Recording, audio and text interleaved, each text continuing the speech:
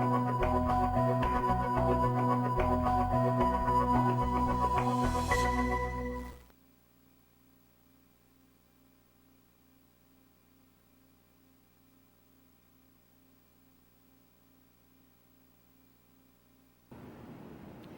good afternoon, viewers, and welcome to Matters of Public Importance on Channel 6. Well, today is March the 19th, and we're back here with you, having missed two programs because of the Arrival Day holiday and then May the 12th, with a parliamentary sitting that had to start at 1 o'clock to accommodate the President making an address to the Parliament. So I'm back here with you. I'm Gail Teixeira, Opposition Chief Whip, representing the People's Progressive Party civic members of Parliament and the People's Progressive Party. And as on this program, we shall focus on the matters of public importance, bring you information and discussions on issues and matters that have concern to you and the Guyanese public every Thursday between 12:30 and 1:30 right here on Channel 6. Well, before we get into the meat of the program, let me remind you of the telephone numbers you can use to call in, and we shall start around 1 o'clock. 225-0010 and 225-0008. Shall I say it again? 225-0010 and 225-0008.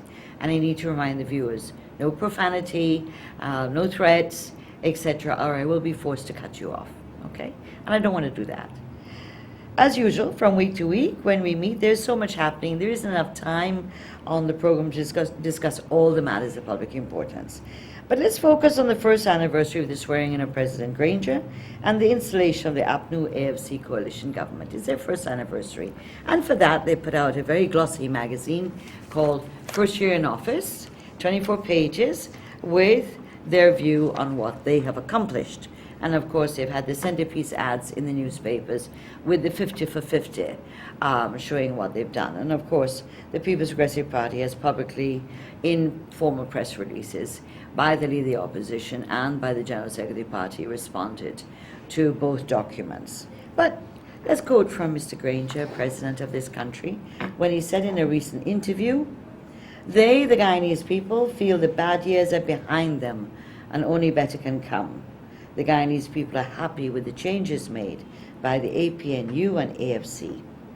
Well, what do you think? Let's fast forward from May the 16th, 2015, when the President was sworn in with much fanfare and ado at the Parliament buildings in the afternoon.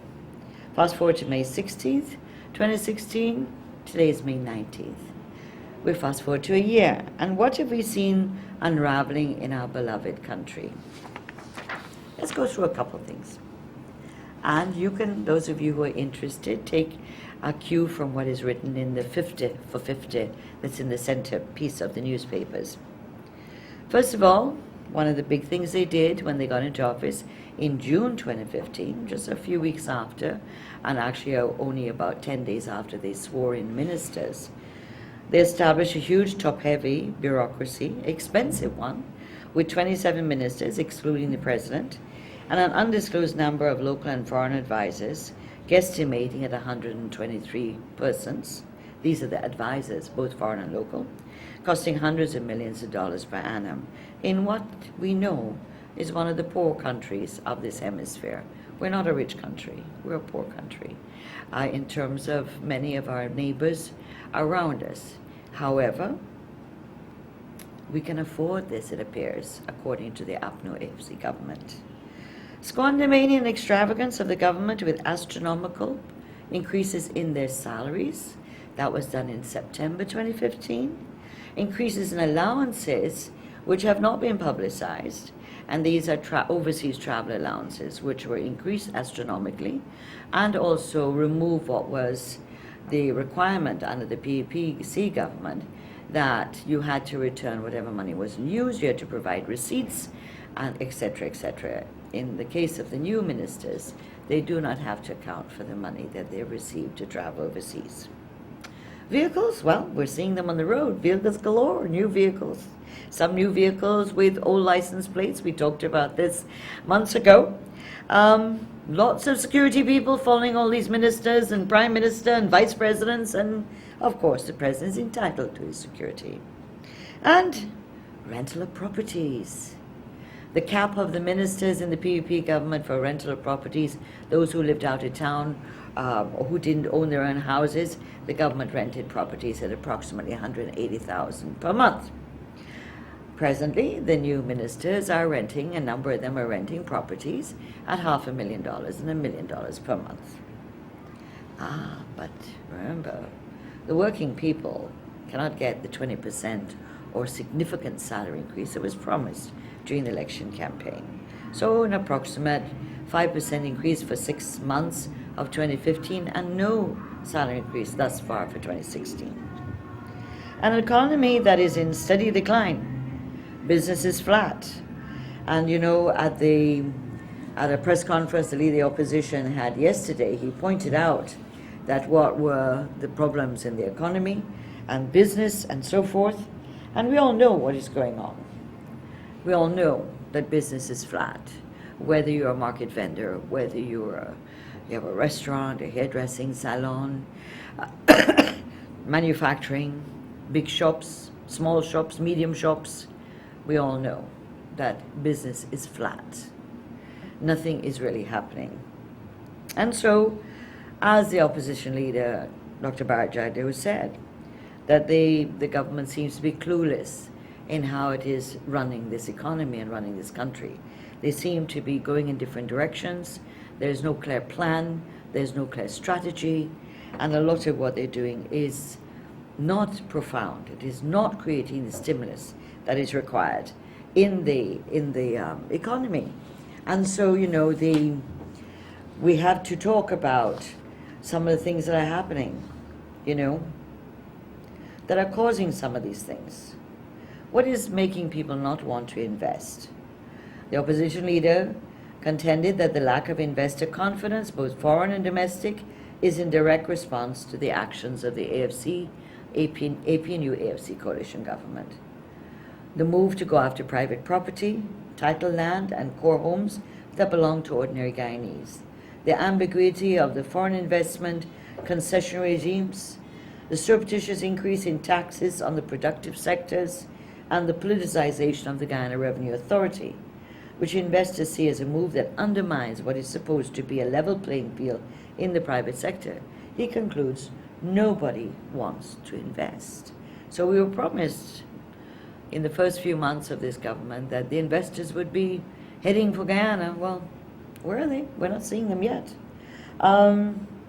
And part of this has been just the directionless, clueless approach of the government to the economy.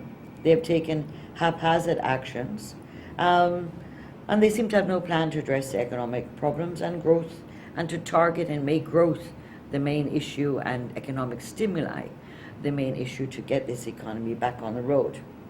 And so, as a result of that, the gross domestic product fell in this country in 2015, and we have no doubt it would have fallen again in this period. And you know, when Mr. Granger says, the president says that, you know, people are happy with the changes made of the government. I'm wondering if the president is living in the same country we are. Just wondering. Because he seems to be ignoring so many things that are happening, but I'll come back to that. Growing unemployment. So I've gone 1, 2, 3, fourth issue. Growing unemployment, both in the public and private sectors. Well, you know, we talked about the firing of the 1972 Amerindian Communities Service officers in the early part of the new government's reign, and then the firing of public servants, particularly those on contract, not only the highest levels of permanent secretaries and heads of agencies and many experts that we had in our country, but also even down to cleaners and drivers accounts clerks and so on, right throughout this country, not just Georgetown, not just central government, right throughout this country. And if we add up all that, that's in the thousands. But in addition to that, we have, because the economy is flat, businesses are laying off people.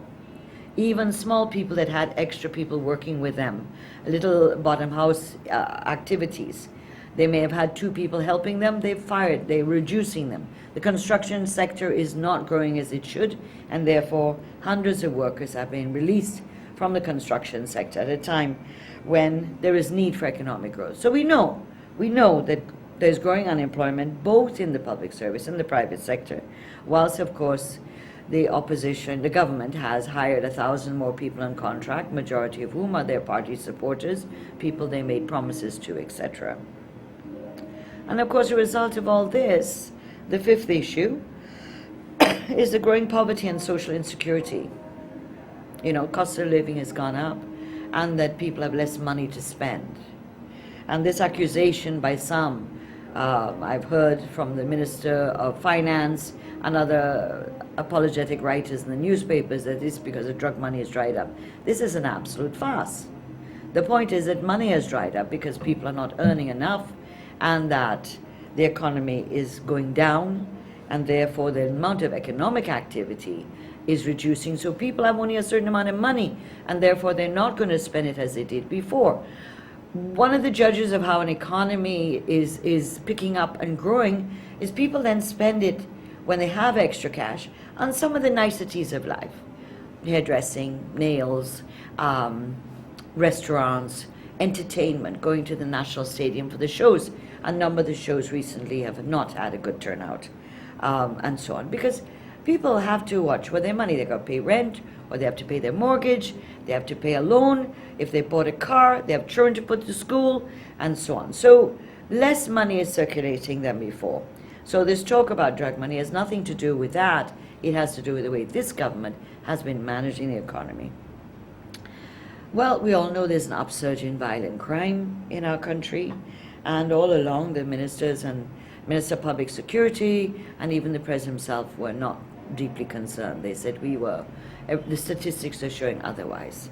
Since the debate in Parliament, which Mr. Rohi engineered to have a matter of urgent public business discussed on the increasing violent crime, we have seen after that, although many people have been killed under very violent situations, it is only after the murder of Dr. Perry Mars that the President came out and said, although he was satisfied with the way the police were investigating and so on and charging people, that he was concerned about the level of crime. And of course, the big social cohesion issues. And this is, how do we involve people? Our Constitution, so the 6th issue now, the Constitution talks about inclusive governance and participatory democracy, Article 13. That's the platform on which our government is built after the 2001 constitutional reforms. How does this happen now? What is the involvement of people in any consultation on any issue in Guyana? What process are they using? Well, we know that in a number of cases, they're deliberately trying to split organizations and NGOs, particularly in the Muslim and the Hindu communities, to make sure, because they seem to be developing a certain paranoia that anybody makes a slight little criticism, that they run into high gear as if they're under siege.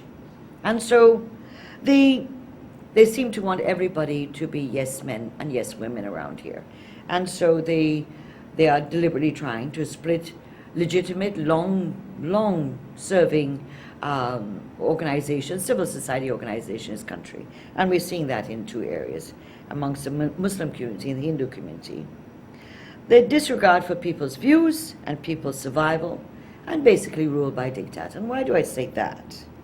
For example, look at how they treated the vendors in the Starbuck market, the Kitty market, the border market, and then on Tuesday night we had the raid on the vendors on Regent Street, where their stands were broken up and thrown into whatever trucks or vehicles by the constabulary and reinforcements that were there to help them. and the impact on the Stabroek Market taxi drivers, minibus drivers. These are just examples of rule by diktat. You have to talk to people, you have to explain to people, and you cannot say, we're temporarily relocating you, and then the announcement is made, well, after 3 months, you're not going back to Stabroek, So where are you going? You're taking money out of people's mouths, is how people live. I'm not saying the place should be cleaned up. Yes, we need order. We need law and order. We need decency. We need cleanliness. But at the same time, it cannot be done in this way where literally you're going to put hundreds of vendors out of work. Kitty Market has been relocated for months now. Nothing has happened. Look at the border disaster. Move those people out, making a decent living. They weren't criminals. And therefore, if they weren't as clean and hygienic and all the things, well, do something to help them. Have more cans, have more collection, etc., etc. But look at the stables. We've created horse stables in Border Market. Is that what we want? To put ordinary people, majority of whom are women in this country, who are vendors, out of work, the majority of whom take care of their children. Majority of them are single parents in their households. So it is a lack of consultation, the disregard for people, the disregard for their way of living, so they can make a decent living in an honest way. By doing this, they're actually going to increase the crime wave, because how will people survive? They will have to choose, I assume, other means of living. And of course, we have their reaction too, to the National Aviation Transport Association making comments about the renaming of Ogle Airport, and I won't go into that. Enough has been written about that. But why call the people, because they have a different opinion than the government, small-minded, mean? Is this how criticism is taken? And why should we have named Ogle Airport after Eugene Correa, a person who the British, after the PPP was thrown out of government in 1953, having won 18 of 24 seats, by the British, with their warships and their soldiers, and an interim government was put in place. And Eugene Correa was one of the ministers of that, and then came back later on as a member of parliament, and so forth. But this is someone, what did he have to do with aviation? Are they honorable, long-serving men of this country and women who were pilots, who stayed with the industry when many people were flying out of this country, and they stayed and served the interior? Many, many pilots from the 1950s, 60s, 70s, up to today. But why name it at all? And of course, ignoring the proposals, recommendations of the private sector commission on bills before Parliament, on their recommendations in relation to the budgets of 2015 and 2016 to encourage economic stimulus, and of course their reactions to the Transparency Institute Guyana Inc. in their criticisms of the government, particularly of Minister Harman, and I see now they're talking about the conflict of interest in relation to Minister Brooms. Seventh issue,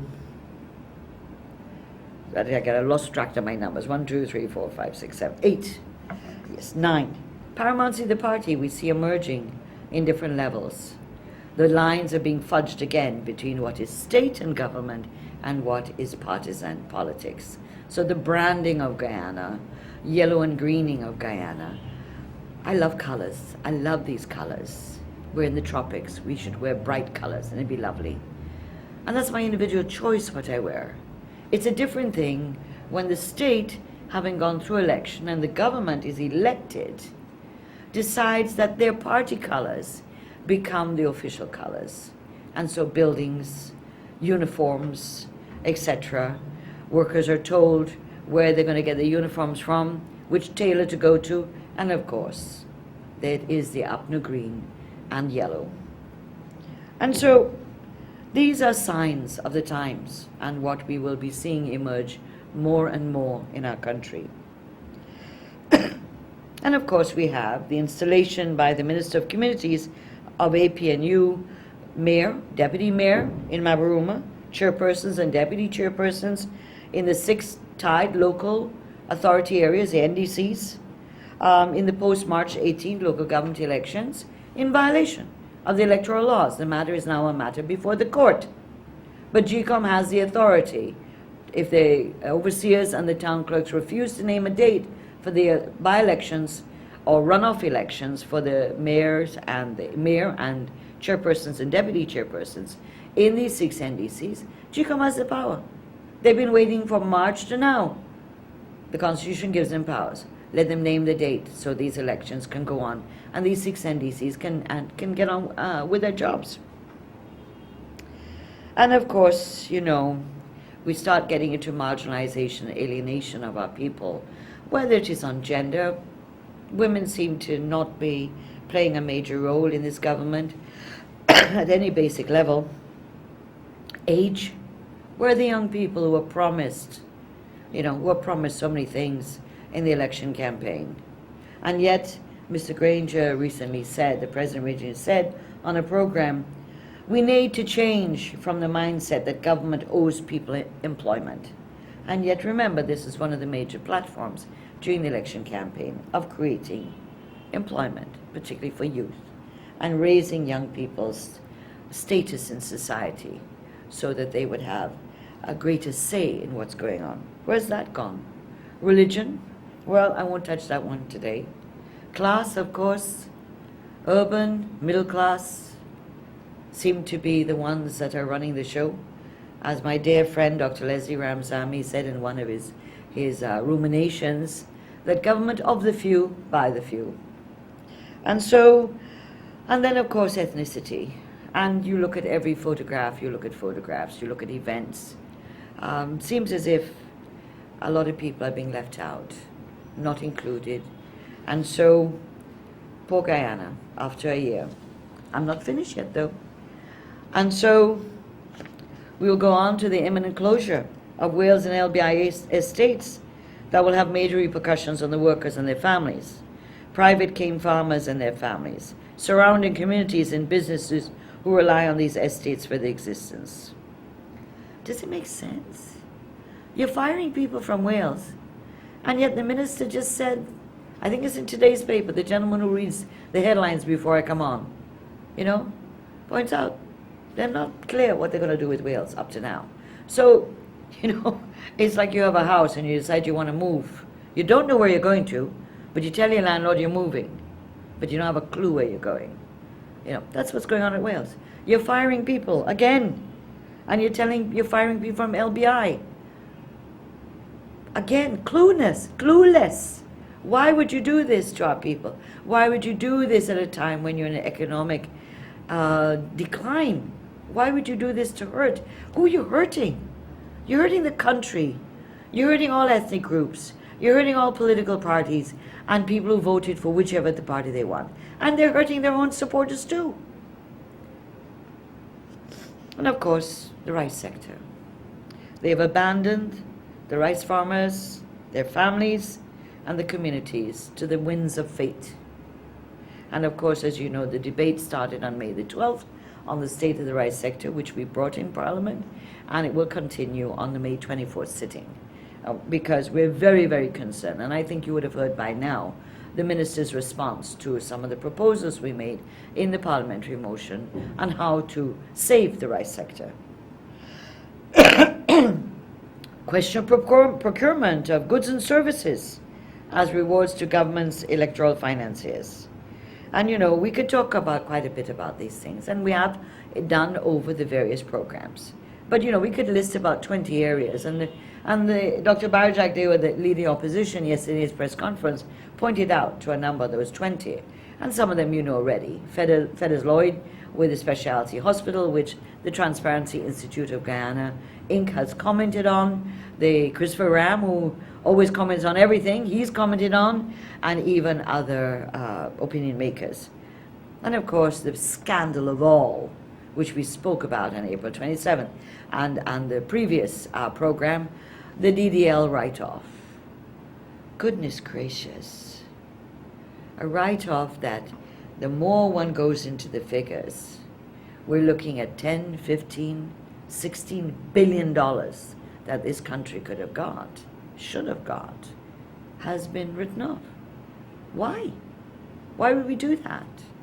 And so this is a scandal that needs to be investigated. Who brokered the deal Why was it done in this way?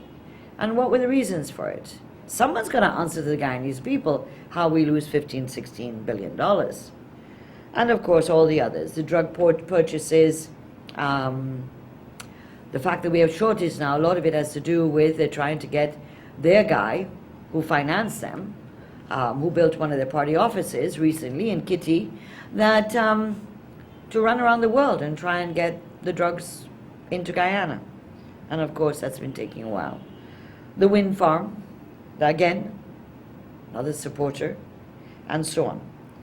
And we're seeing more and more, we talked about it before in this program, Durban Park, the cleanup of the city, all these things. Where are the contracts? Were they advertised? Who got the work? How much is the work? And of course, as you know, we asked questions about Durban Park at the May 12th. We wanted to bring questions on May 4th, beg your pardon, and we were disallowed by the speaker. Bishop Edgehill got up to present about 12 questions on Durban Park, and the speaker did not allow them. So we're coming back, don't worry. There's something about the PPP. We never get put down. We just keep going, like that ever-ready bunny. We just keep going. We're not going to be put down. And as you know, I've talked about this before. The next one, undermining of parliamentary democracy to allow the government to bulldoze their way through the National Assembly. We talked about a number of cases of that as they've happened. The repossession of working class people's house lots, core houses, farmers' lands by the CHMPA and the MMA. In one of their 50 supplement in the newspaper, they talk about press freedom. They've restored press freedom. Well, that's a joke. They've increased the control of the press and the freedom of expression, including on the social media. For the first time, someone is being charged and brought before the courts in relation to comments made on their Facebook. So be careful, guys. Watch out. Somebody's watching us, and we know that. And of course, as Dr. Jagdev said, where is the vision? Where is the plan, their plan, for the economic development and the development of this country? And so what they've fallen back on is an old-time, out-of-whack view of creating revenue generation and economic stimulus by taxation. It doesn't work. They introduced 140 new taxes in this country. And who's suffering? Majority of people are poor.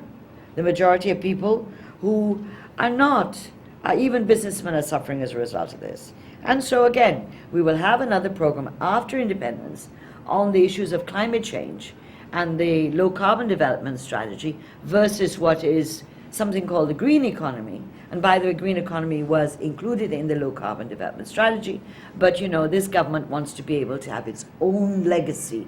And so they don't want to talk about low carbon development strategy, they're talking about green economy. They're still trying to figure out how to do it, what that means and what the vision is. But we will deal with that coming up after independence, because it's an issue that will take us whole program. And so, that's just a list of few things. That's where we are a year later.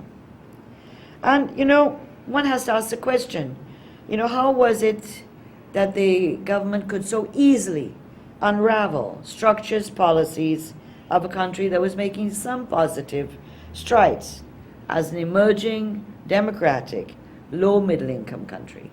How? They've come out with platitudes and hollowness of sound bites, carefully orchestrated for certain situations on national unity. Does it convince anybody? Is anybody listening? Because it's just fluff. You can't be talking about national unity and at the same time you're knocking off people who happen to be the majority of one ethnic group, that you're targeting rice and sugar, that you appear to have a policy that is not about national unity. It's more about vindictiveness and payback time and are we time and it's we time. And for start, the sad thing about it is their supporters are hurting too with the policies and actions of this government. Yet the government assumes that their supporters will allow them to get away with this. Sad. But I know they won't get away with this. And of course, as I pointed out earlier in another writing that I did, that one of the most profound things they've done and will have lasting repercussions for a very long time, is that they've damaged the very, very fragile political fabric of this country. Trust and confidence is at the lowest in decades. And by dismantling whatever modicum of dialogue, constructive engagement of any kind, recognition, acknowledgement, no matter how simple, with the People's Progressive Party Civic, who, according to election results, got 4,526 votes less than they did.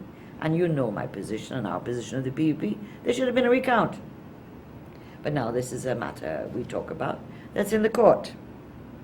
But it is the APNU AFC that has hurt the political fabric of this country. In 1 year, they've done it. And they are solely responsible and accountable for a more divided country in 2016 than in the last 24 years. They're solely responsible. They can't blame it on us. No matter how many apologists write articles and try to sanitize the criticisms that are growing from the groundswell of the treatment of the Starbuck market vendors and taxi drivers and poor household owners and businessmen and so forth, no matter how many people write nice language and sanitize and try to temper the concerns of our Guyanese people by contrasting it always with the boogie of the wicked People's Progressive Party civic government, you know what? They will fail in the long run. They will fail. Because they have in a short period shattered whatever trust and confidence citizens had in the Fresh Start and the change they offered the people.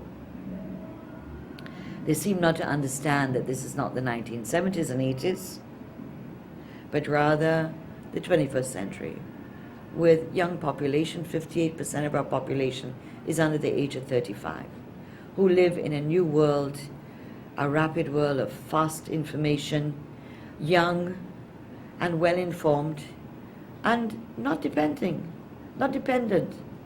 on anyone on how they think.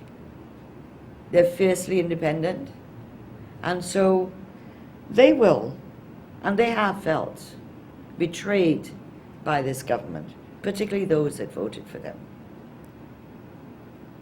And so we face some major challenges as a country as we cross over the year, and I have confidence that our people will ensure that this doesn't go on forever.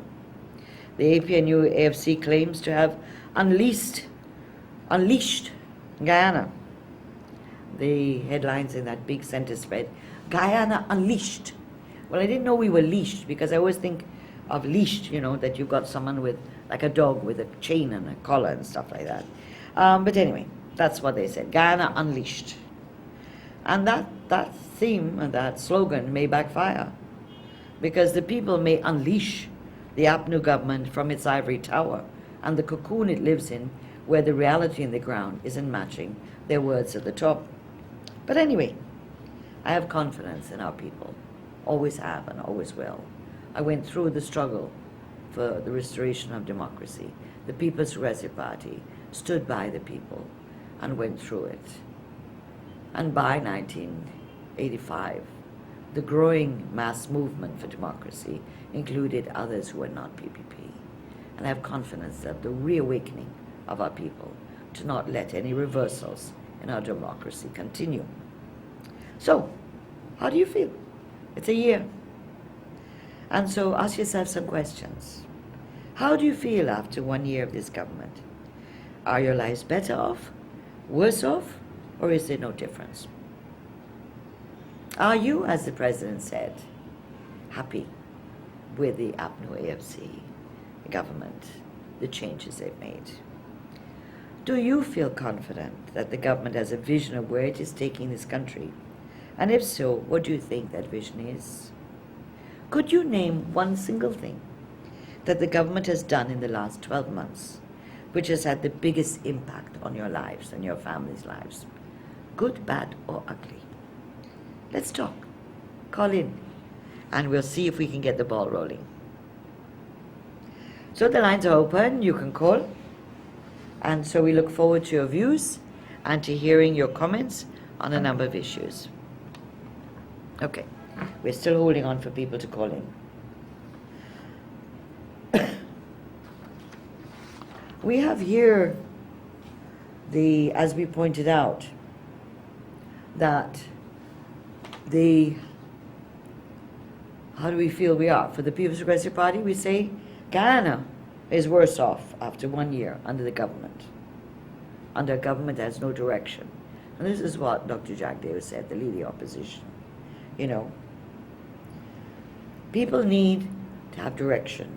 They need to know where this country is going. How is it going to get to where it's going to go? But what happens in this government? You have too many people, too many ministers, president, prime minister speaking, and they're contradicting each other.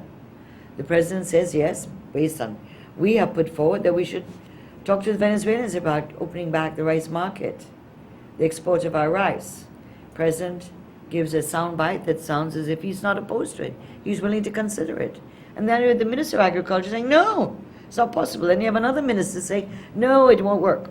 So could they get their act together? It might be a good idea for us mortals, ordinary mortals of Guyana, to know who is really, what are they saying, which one can we back up, can trust. Okay, good afternoon. Welcome to Matters of Public Importance. Yes, yes, please, I'm hearing you. Could you talk a bit louder, please? Good afternoon.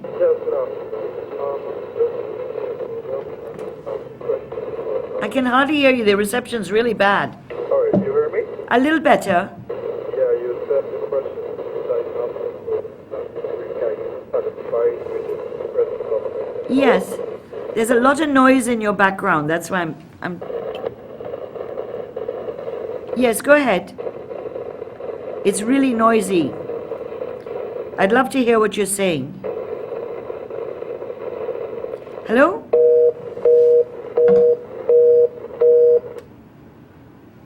Sorry about that. Did you hear all that noise? There was a lot of noise. I couldn't hear him.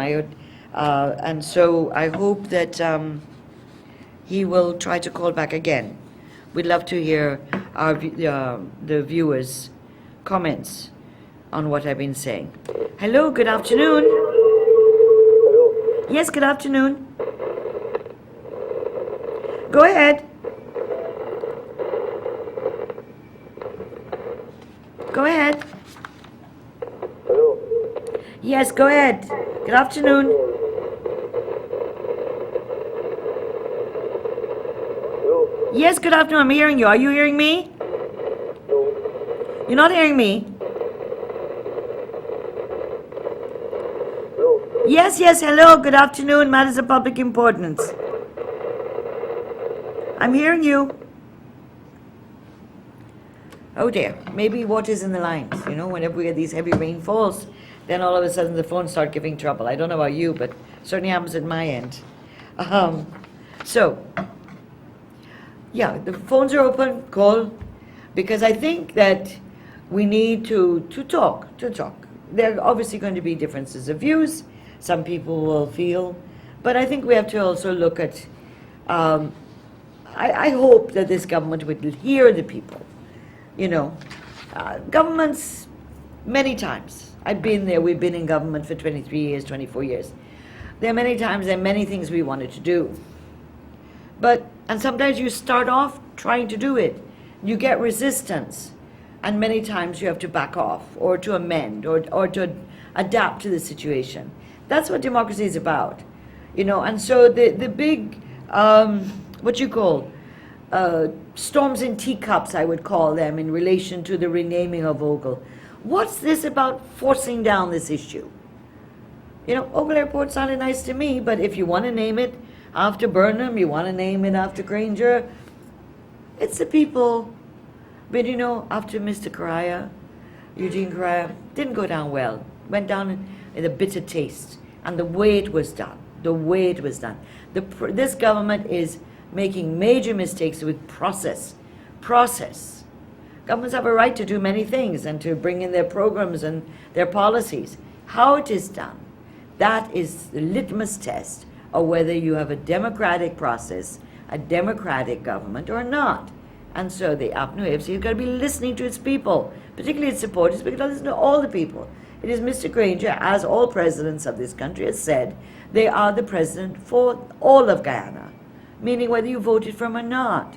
And so all of us depend on the president in order to listen to us, all Guyanese, whether we agree or not. Good afternoon. Good afternoon. Yeah, good afternoon. Yes, could you Yeah. talk up a little bit? Yeah, I would like to know what the government doing with the street lights for them would have put in diamond and them up come on. We see nothing, heavy back nothing. Oh, nothing has happened yet. No. Yeah, well, I noted in the budget for 2016, but I believe, and this is just my view, not the government's view, obviously, that the whole of the Ministry of Public Works or Public Infrastructure seems to be at Durban Park, trying to finish the preparations for independence. So I saw in one of the newspapers saying that 20 engineers were there, so they've been slowing down on a number of the other projects that are in their budget, I assume, to be able to get this done. So I'm hoping, let's watch it and see what happens after independence. Please. But you are right, Diamond is on the budget for Ministry of Public Infrastructure for 2016. Okay, and next thing, please. Yes. A garbage situation very bad in this place, and you never see nothing really, and it has so much government people live in so like at the front, but at the back, really terrible. Like the NDC, them don't do nothing. A lot of cow in place, damaging up the place. Which NDC is that? Grove Diamond, Grove, Golden Grove, Diamond, something like that? Yeah. Yeah, you need to, they just had elections, people have been elected. You need to go into your NDC and make representation, because that's part of their job. They need to do that. Comment is like carrying water from dog back. Huh? It's like carrying water from dog back. Well, they're newly elected, so give them a chance, no? Alright. They only got elected in March and sworn in, what was it, the first week of April. So they're only about a month in the job. So give them a try first of all. Okay. All right? Okay. Okay, thanks for calling in. Madam, yeah. Okay, ciao. I think it's important that people will have other discussions on local government and the role of the new NDCs that have just been sworn in and are working, because a lot of new people are in these NDCs, a lot of young people and women, and so for us at the political level, we are trying to make sure they train, they understand the laws and what are their responsibilities as elected officials at the local government level. But also people must make representation, invite them to talk to people in their block, their street they live in, so that they become more in touch with people and more responsive. It's a two-way street, and let's work on that, because local government can really improve the quality of life of our people at the grassroots level. So I know that there are many issues that you yourself are, and I'm sure what I've said today is nothing new in terms of what you're aware about, what you're aware. You live in Guyana, you see what's going on and things like that. But you know, it's deeply worrying. You sit in Parliament sometimes and you wonder if the government really understands or really appreciates, because they could understand and not appreciate, what's really going on with crime, with what's really happening in the rice sector, the sugar sector, what's happening with the displaced vendors and so on. And it's very important that any government has to listen to the people, must have engagements with the people to be able to hear their views. One of the things that PPP used to do a lot of was these stakeholder forums, and some of them were pretty hot and heavy. Some of the criticisms used to be quite serious of the government, of the PPC. But what came out of those meetings, out of the good, the bad, and the ugly, was, many cases, ideas about how to move things forward. And so the National Two Souths conferences that were held every 2 years, and the National Two Souths Council is in the Constitution, would bring all the two Souths together, and the president of this country, under the PPP, and the cabinet would sit for 2 days with the two Souths. It was a week-long conference. 3 days were theirs, and 2 days cabinet ministers with the president would sit there for 2 days. And every two South or councillors would get up and make representation of their village, and those would be incorporated into what were plans and programs. The finance people would look at what was budgetary implications, and that's how the whole issue of the community development plans came about, the whole thrust on Amerindian land title being pushed forward and stuff like that, including the community service officers who were to be assistants to Amerindian village councils for them to do their work. So they were trained. I don't know what the Two Shahs Council will be like and the Two Shahs Conference will like. We hear they'll have that in August. I don't know. But then you have the stakeholder forums. If the city council is going to act in a particular way, it has to talk to the people involved. It's got to give people a chance. You know, even when you have a job and you want to leave a job, you have to give 1 month's notice. But when you're talking about people in business, you know, you just don't tell them, well, you got to move on so-and-so day, and you're going to be temporarily located. Having considered that, then you're saying to them, well, by the way, when we temporarily relocate you to the back of Parliament, after 3 months, you got to move from there. You're not going back. So people are confused and traumatized, you know, about what is their future. Where do they go? How do they go? And even, you know, we're on the edge of, next week will be Independence, flag raising, May the 25th night, and May 26th, they have moved the MASH parade to Independence Parade on the 26th. But I know, having been in charge of MASH for many years, that the vendors make money. People make money. If you know the amount of money that is generated during MASH, people spending and vendors making, whether it is someone selling water, whether it's someone selling soft drinks and beer, these are small vendors. I'm not talking about the stalls that the companies own. I'm talking about ordinary people selling coconut water or selling curry and roti or bacon, salt fish or chana or whatever it is, or plantain chips. Everybody made some money on that day. And people planned their lives for February 23rd that they could bring in extra money into their homes. Now all this confusion just a few days before saying you can't go there unless you have a license, that you're registered. And you're giving people a matter of days to do that. You must have known that before, to have told people a month ago that this is what they should be doing. Not giving them 2 days to go and get registered, otherwise they can't sell on the road. Sad. For me, sad. You know. But anyway, let's take another caller. Hi, good afternoon. Matters of public importance. Welcome to the program. Hello? I'm sorry this gentleman keeps trying to get through, but something's not happening. Maybe you should try another phone. Hi, good afternoon. Welcome to Matters of Public Importance. President next election, man. When is the next election? Well, the next elections for local government is 2019. Although Minister Amna Ali had told me in some meetings with her that it's going to be December 2018. So that's the next local government elections. Next general elections, 5 years from 2015, 2020. Okay, you should be next CBP president. I'm not a young person. We need young people to come forward. No, you can make it. Thank you. You're very sweet. Okay. What do you feel about coming up with independence? What are you planning to do? You going out on the road, or you're going to stay home with your family? What your plans are for Independence Day? Good afternoon. Hi, good afternoon. Welcome to Matters of Public Importance. Oops. Yeah, I have fun with these phones. Anyway, we have a few minutes left on our program, and so it's important that we get your views. As I said, could any of you name, think about it, what is one thing in the last year that the government has done which is impacted on your way of life, your life, good, bad, or ugly? What do you feel? Could you name one thing that they've done? You know, did they clean the drains in your community? Have they cleaned up your community? Did your kids get the school uniform allowance? Were your kids getting books better than before? You know, are you getting your pensions in the public service?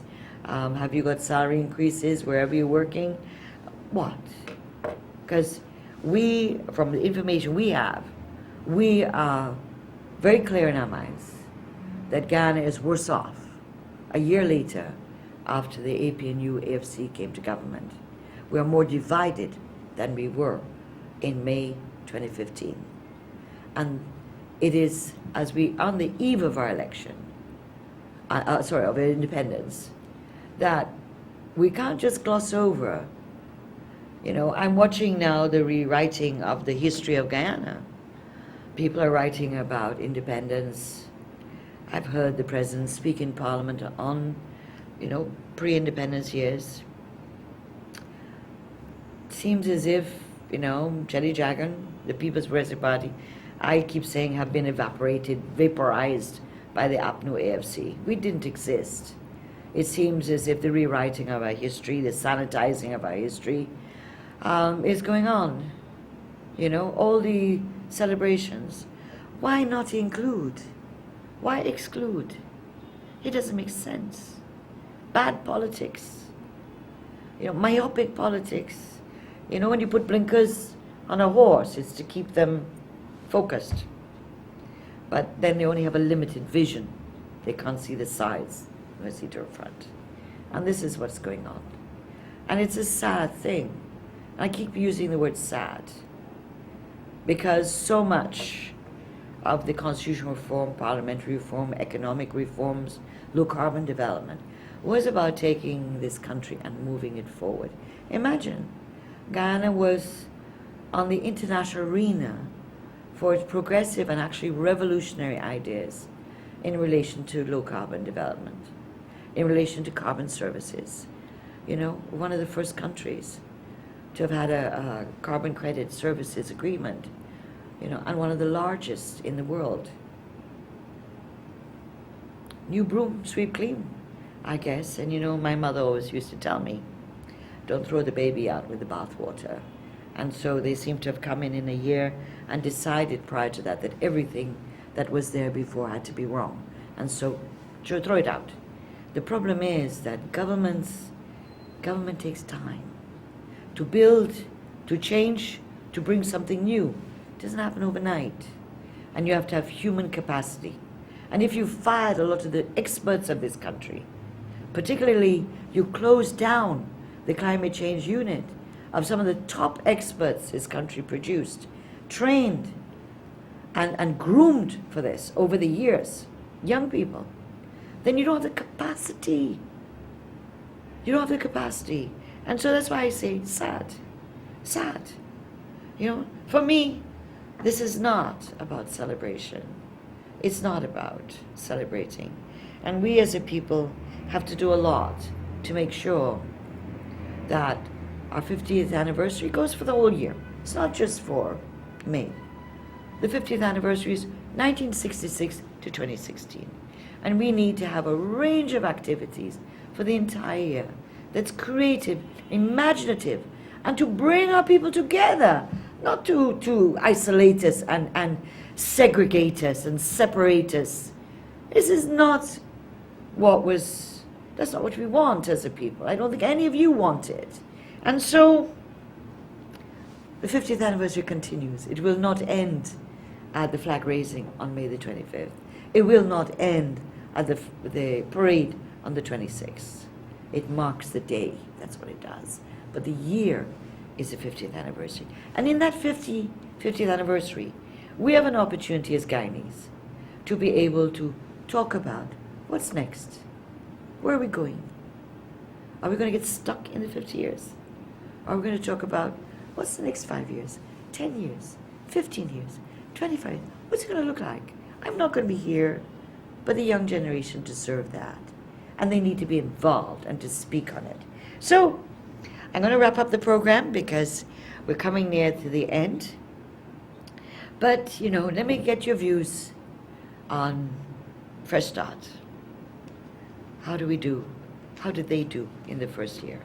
And, you know, they seemed to believe that because they had won with this hairbreadth victory, which I believe firmly, if it was recounted, the shoe would be on the other foot and we would have been in government. But that's a matter, as we said, in the courts. But the issue is that having got into government, They believed that the PPP was over. PPP was dead, decimated. Well, we ain't decimated. In the last year, we've shown we got gumption, we got gall. We have said in Parliament, we're not going to obstruct the budget as they did and cut the budget, 90 billion as they did, which hurt people in this country, hurt the economy, hurt this country. We will not do that. We said, however, we will express ourselves, we will propose recommendations and the way forward, and we have done that in the last year, even though the government has ignored every single thing we have proposed. Every single thing. But as I said, it's our time. It's their time. And so this view that the PPP was going to just fall apart, and I think they were hoping that we would be begging for whatever crumbs they were going to offer us. Well, we ain't begging for nothing. We're in Parliament, we're fighting. We came back with a bang with the local government elections and won 48 of 70 NDCs, getting 30-odd thousand votes more than the APNU AFC. So 10 months later, what happened to the 4,500 that they said they won with? So PPP and the members of the PPP and the NDCs that we have won and the RDCs we've won have a lot of work to do, and we're being stymied by this government. But the People's Progressive Party and the PPPC members of Parliament and elected officials, we are not going to be cowed. We are not begging for nothing. We are going to stand up and express our views and inform the people and enlighten the people, because this government doesn't like to inform the people. So we're coming to the end of our program. Next Thursday will be Independence Day, and so I wish you all a wonderful holiday. Those of you who will go out to flag raising the night before, and also going out to the parade with your families. I hope you have a wonderful day and evening looking at the flag raising. It's always emotional, you know. I was a child when the 1966, May the 26th, when the